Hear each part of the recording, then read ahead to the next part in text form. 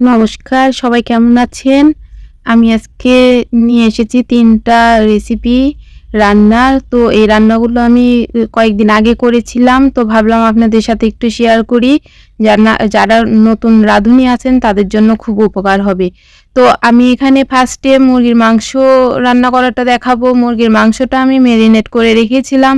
আদা, রসুন বাটা, টক দই ২ টেবিল চামচ, আর রসুন বাটা, আদা বাটা, জিরে বাটা, এই সব কিছু দিয়ে আর কি আমি ২ ঘন্টা মেরিনেট করে রেখে কড়াইয়ে তেল দিয়ে, পরিমাণ মতো তেল দিয়ে, পেঁয়াজ আর আপনার আলুটা ভেজে নিয়ে তারপর মেরিনেট করা মাংসগুলো আমি দিয়ে খুব সুন্দরভাবে কষিয়ে নিয়েছি। তো এই কষানোতে আমি কোনো জল ব্যবহার করিনি। এই যে মাংসটা রেডি, নামানোর আগে শুধু আমি গরম মশলা গুঁড়োটা দিয়ে দিয়েছিলাম। তো এখন আমি যে সেই দিন বকুল পিঠা করেছিলাম, তো সেই বকুল পিঠার রেসিপিটা আপনাদের সাথে শেয়ার করব। এই যে বকুল পিঠার জন্য আমি প্রথমে ক্ষীরটা করে নিয়েছি। এইটা দুধের ক্ষীর ছিল। তো আমি ক্ষীরটা খুব শক্তভাবে করে নিয়ে এই যে হাতে সন্দেশের মতো চাকতি আকারে করে নিয়েছি। নিয়ে আমি একটা হাঁড়িতে পরিমাণ মতো চিনি দিয়ে চিনির একটা শিরা তৈরি করতে হবে আমাদের। তো এই চিনির শিরাটা আমি ১ গ্লাস জল দিয়ে পরিমাণ মতো চিনি দিয়ে বসিয়ে দিয়েছি। চিনির শিরাটা ওইদিকে ফুটতে ফুটতে আমি এইদিকে একটা ময়দার বেটার তৈরি করে নিলাম।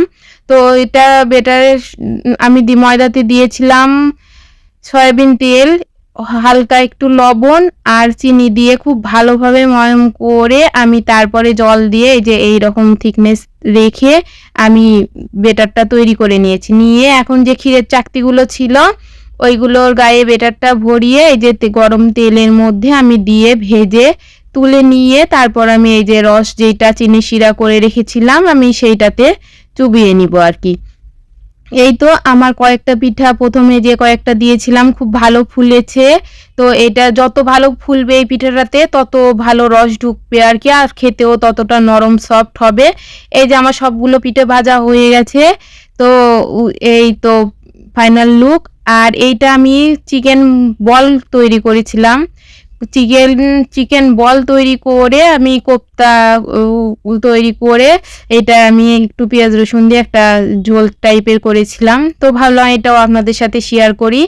তো এখানে আমি প্রথমে হাড় ছাড়া চিকেন নিয়ে ব্লেন্ডারে দিয়ে আমি ভালো করে কিমা আকারের করে নিয়েছি।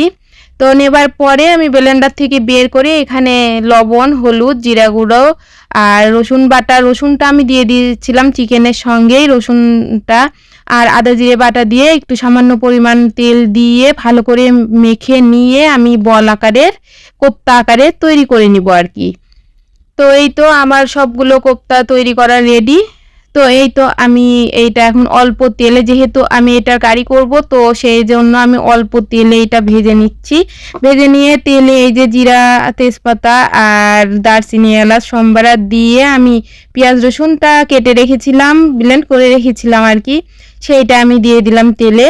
তেলে ওইটা পেঁয়াজ আর রসুনটা ভালোভাবে ভাজা হোক, এইদিকে আমি যে মশলাটা দিব সেই মশলাটা রেডি করে নিচ্ছি। এখানে লবণ, হলুদ, শুকনো মরিচ, ধনিয়া গুঁড়ো, আদা জিরে বাটা এই ছিল আর কি।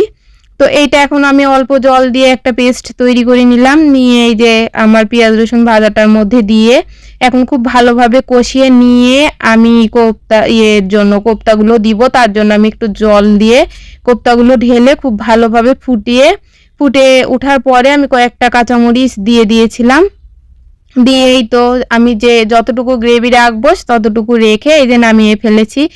ভিডিওটা ভালো লাগলে লাইক, কমেন্ট, শেয়ার করে দিবেন।